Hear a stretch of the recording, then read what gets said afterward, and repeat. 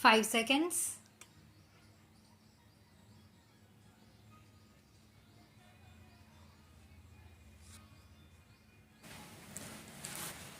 Let me begin by extending sincere congratulations to the Prime Minister of Bangladesh, Her Excellency Begum Khaleda Zia, on her election as chairperson of SAARC.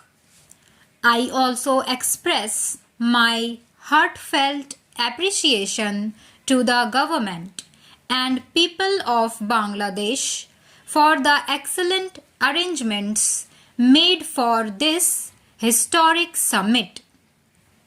We have been overwhelmed by the warm and friendly hospitality extended to us since our arrival in Dhaka. I would also like to take this opportunity to express our sincere appreciation to the immediate past chair, Pakistan, for the unfailing commitment and zeal with which it pursued the revival of the SAARC process. Our region has seen intense suffering caused by major natural disasters this year. Sri Lanka, Maldives, and India were victims of the tsunami in the early part of the year, and now Pakistan and India have suffered from a major earthquake which has wiped out entire towns and villages. We grieve for our citizens and fellow South Asians who lost their lives and resolve to continue to help others affected rebuild their lives. These disasters once again remind us of the need for forging even closer ties to enable us to pull our collective resources to deal with such calamities. This summit should evolve regional mechanisms for effective and timely cooperation in disaster relief and management. We have extended modest help to our neighbors in a spirit of solidarity and are prepared to do more.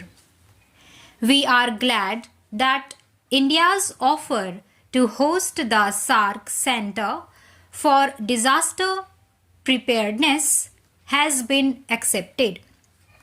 Disaster management is an issue whose urgency compels us to address it with serious of purpose.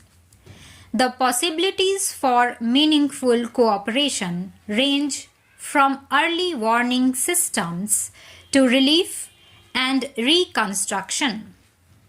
It is incumbent on us to do more in this area, drawing on existing experience in South Asia. For instance, I understand Bangladesh has developed innovation approaches for reducing the impact of disasters through community involvement in planning and risk management. The use of microcredit both for pre-disaster risk reduction and for post-disaster reconstruction and rehabilitation are cited as global best practices that are worthy of replication in other countries of South Asia. SAARC is entering the 20th year of its existence. It was in this very city that we began our journey towards a shared goal. The vision of President helped move forward the idea of SARC, and it is only appropriate that we honor his memory at this summit with the first SARC award.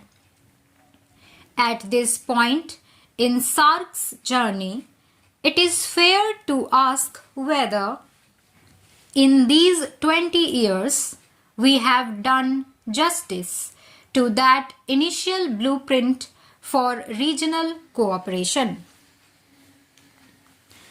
The honest answer is that regional economic cooperation in South Asia has fallen far short of our expectations.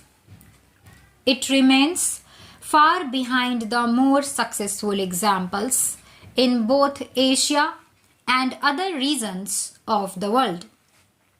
I sincerely hope that SAFTA comes into force by January 1, 2006, but even this will represent only a modest beginning in terms of our goal for regional economic integration. It is important that we assess South Asia regional cooperation in the larger Asian context. Today, ASEAN is evolving rapidly into a truly integrated economic community. Parallel to this intra-Asian integration is the broader movement towards economic integration in the context of the proposed East Asian Economic Summit. We are clearly witnessing nothing short of an Asian resurgence based upon the rebuilding of the pre-colonial arteries of trade and commerce that created a distinct ancient identity in the first place. My question is SARC prepared to be an integral part of this emerging ancient resurgence, or is it content to remain marginalized at its periphery? If our reason wishes to be a part of the dynamic Asia, which is emerging in our neighborhood, then we must act and act speedily. It is our location at the crossroads of Asia that gave our subcontinent its unique civilizational attributes, the assimilative traditions in our culture, the adaptability of our people, and a boundless creativity that arises from a constant interplay of ideas. If SARC as a region has to recapture its role as a crossroads of culture and commerce, how much more necessary is it for us to remove the barriers to the free flow of goods, of peoples, and ideas within our own region? We cannot be the crossroads of Asia but remain disconnected within our own region. Without the latter, the former is not possible, or at least will be possible to a very limited extent. Ancient roads crisscross the subcontinent and link up with the seaports that were the gateways to the rest of the world. Our rivers form the waterways over which people and cargo traveled across the region, but those has not been developed. Stop.